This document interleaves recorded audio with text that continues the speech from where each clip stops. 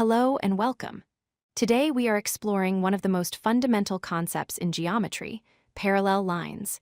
These are lines that are coplanar and never intersect. Let's define them precisely.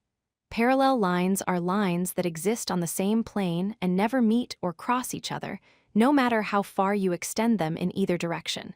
They run side by side forever. In mathematics, we use a specific symbol to indicate parallel lines. It looks like two vertical bars.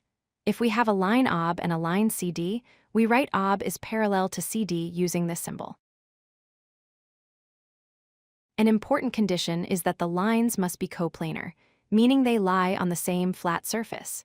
If lines do not touch but are in different planes, like a bridge crossing over a road without touching it, they are called skew lines, not parallel lines.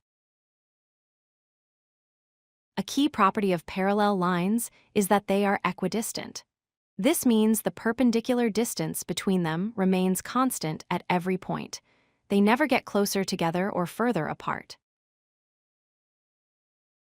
You can see parallel lines everywhere around you. Think of the two rails of a railroad track, the sides of a ladder, or the horizontal lines on a musical staff. These are all real-world examples of lines that never meet.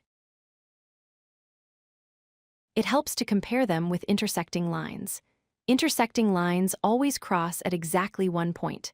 Parallel lines are the opposite. They never cross, no matter how long they are. When a third line crosses two parallel lines, we call that line a transversal. This creates special sets of angles that have equal measurements, which is very useful in solving geometry problems. There's a famous rule in geometry called the Parallel Postulate. It states that if you have a line and a point not on that line, there is exactly one line you can draw through that point that is parallel to the first line. To wrap up, remember these key points.